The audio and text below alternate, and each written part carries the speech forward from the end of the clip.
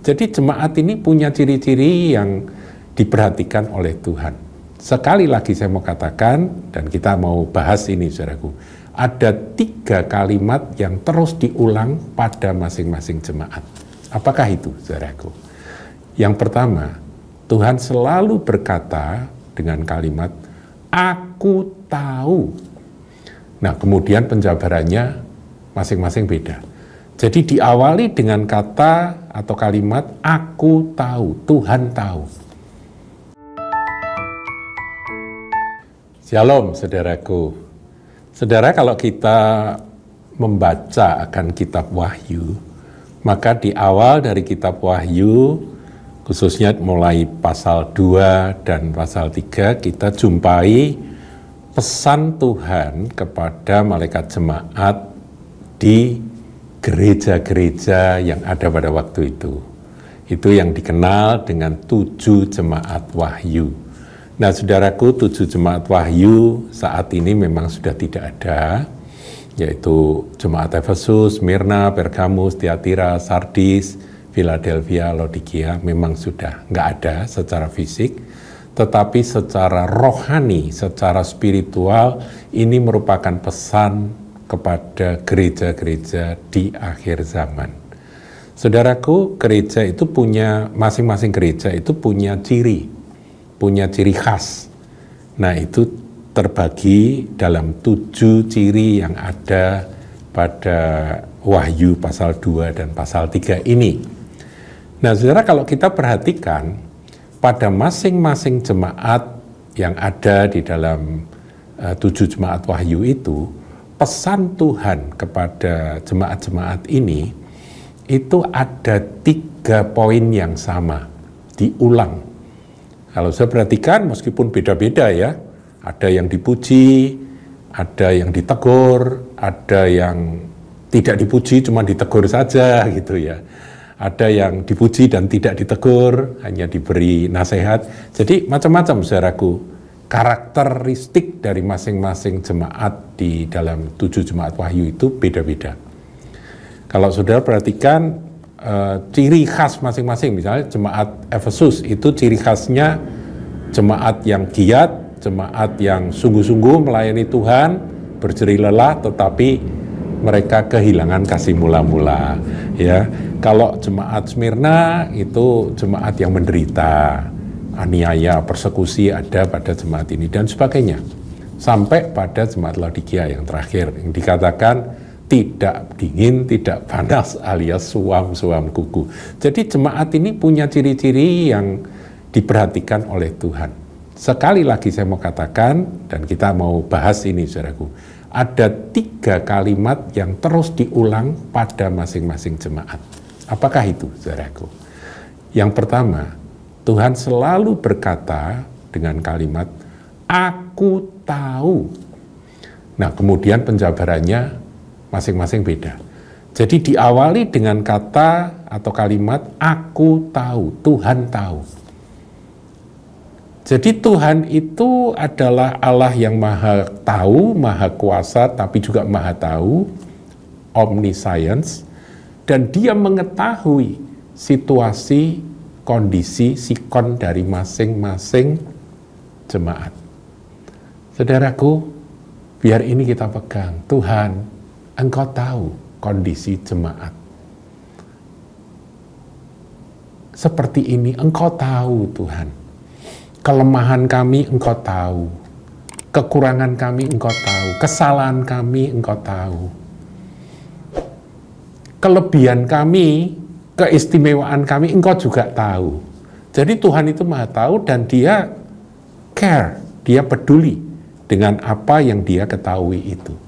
Ini harus kita pegang. Ya, coba contohnya jemaat Efesus, saudara. Di dalam Wahyu 2 ayat 2. "Aku tahu segala pekerjaanmu, baik jerih payahmu maupun ketekunanmu.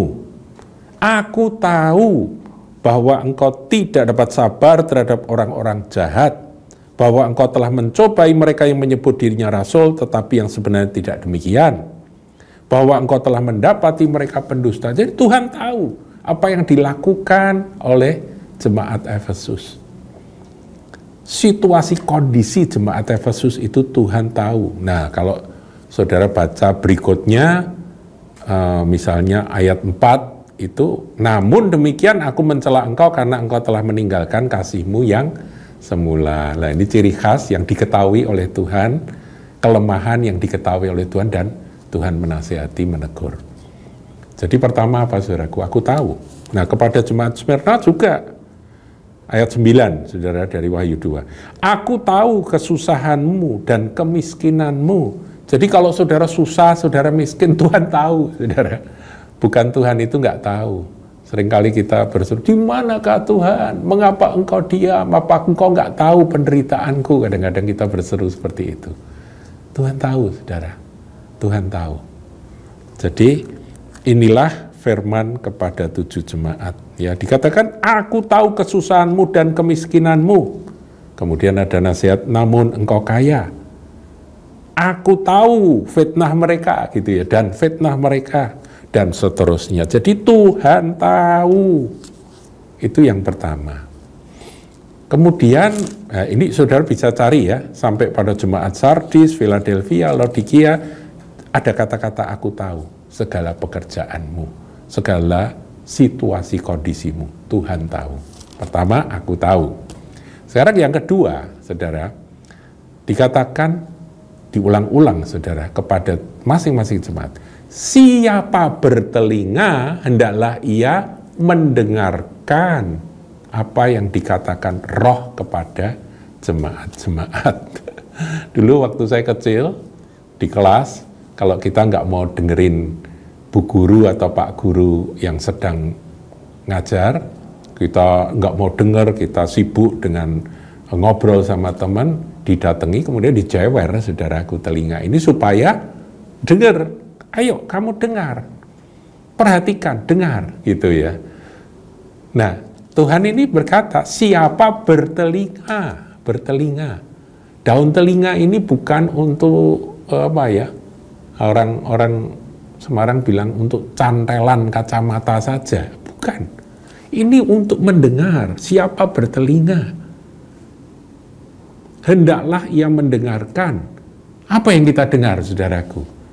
Apa yang dikatakan Roh kepada jemaat-jemaat. Nah, ini adalah kalimat yang saya kira sangat-sangat penting bagi setiap jemaat akhir zaman. Ya, kita lihat ya, Wahyu 2 ayat 7.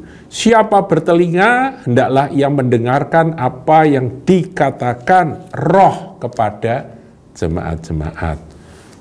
Wahyu 2 ayat 11. Siapa bertelinga, hendaklah ia mendengarkan apa yang dikatakan Roh kepada jemaat-jemaat. Pergamus ayat 17.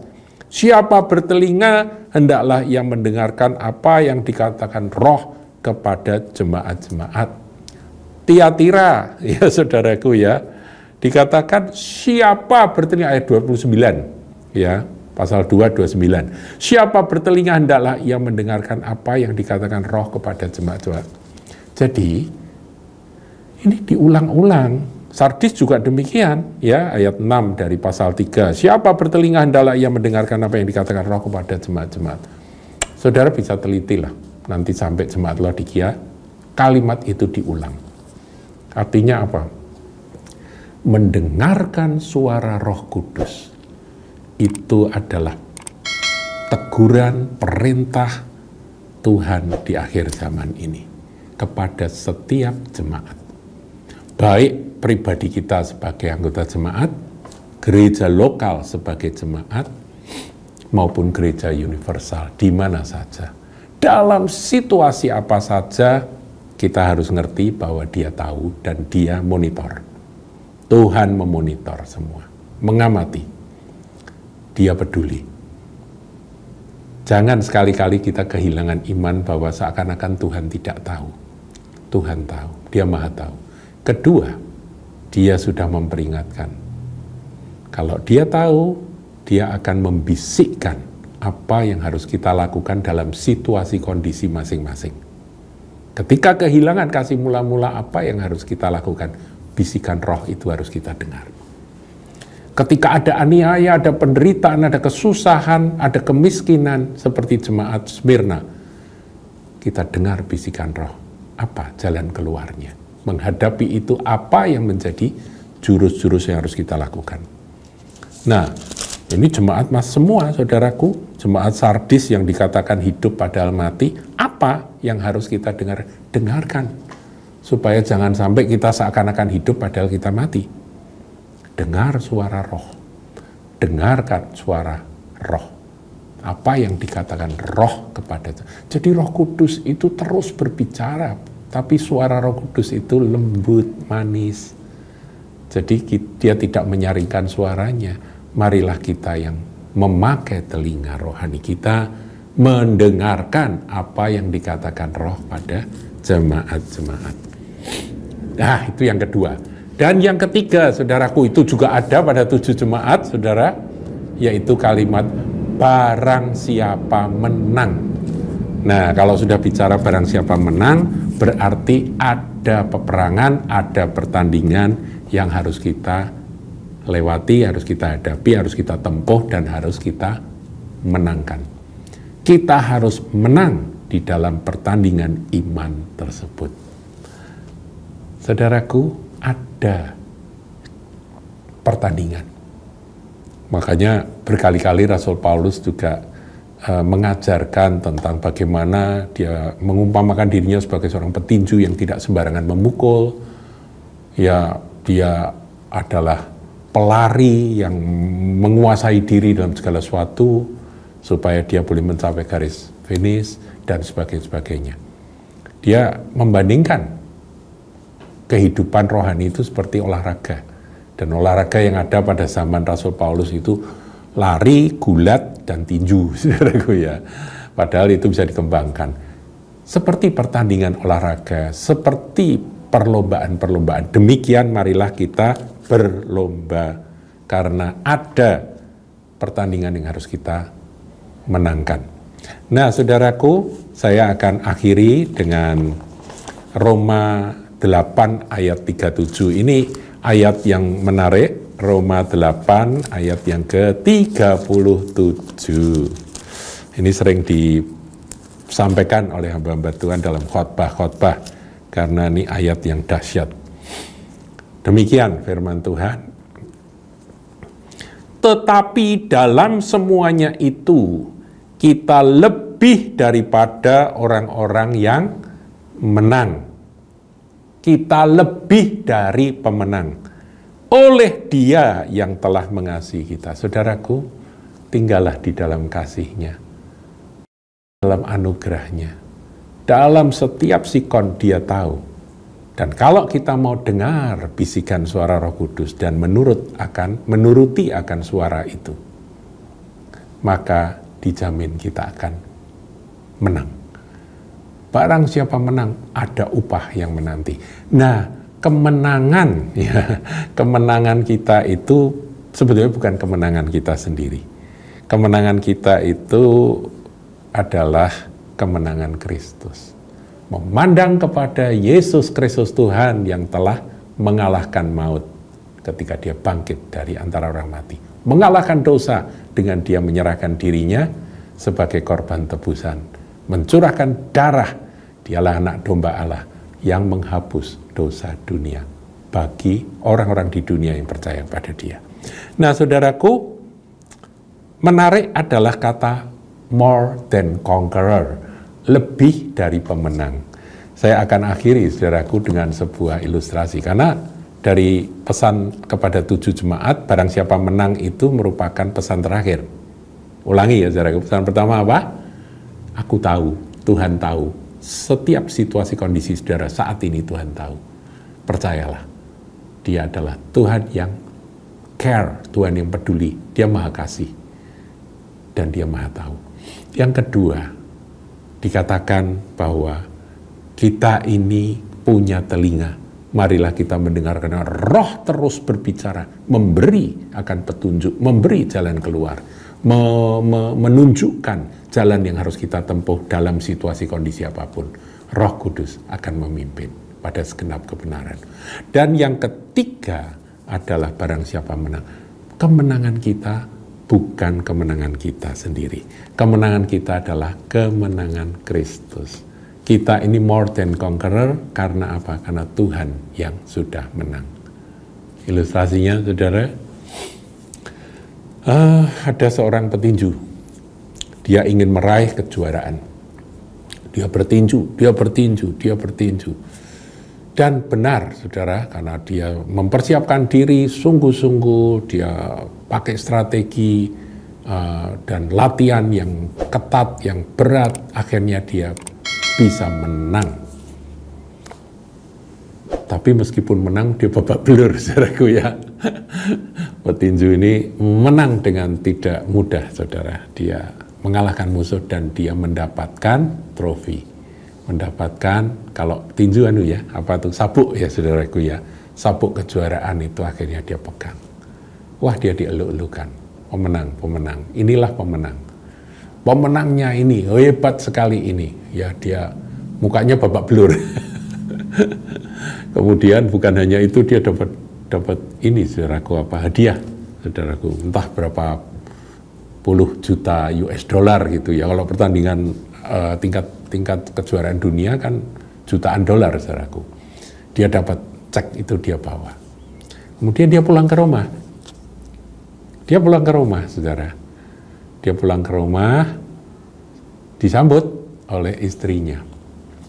Dan istrinya berkata, "Pah, selamat ya, papa menang."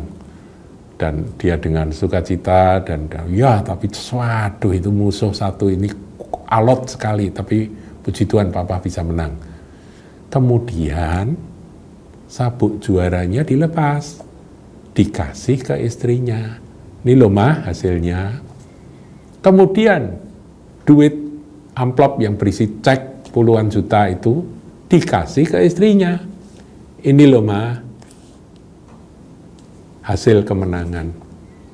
Istrinya menerima sabuk itu, menerima akan amplop berisi cek puluhan juta dolar itu.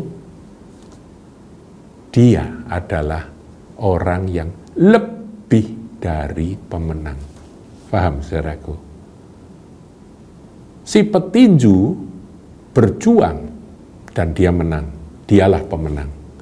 Tetapi kenapa firman Tuhan katakan kita lebih dari pemenang? Kita itu seperti istri yang menerima kemenangan dari sang suami. Paham ya? Demikian juga anak-anak menerima kemenangan dari ayahnya. Saudaraku, ini ilustrasi. Tuhan Yesus mempelai pria telah mengalahkan dosa, mengalahkan maut, dan dia pemenang. Kita yang menerima kemenangannya, anugerah kemenangan Yesus, kita lebih dari pemenang. Makanya ada nyanyian, lebih dari pemenang ya. Nah, saya berharap saudara menangkap bahwa sampai akhir zaman, 3 kalimat kepada jemaat wahyu, 7 jemaat wahyu itu tetap berlaku. Tuhan Yesus memberkati. Jangan lupa like, comment, share, dan subscribe channel GKBK Hal Semarang.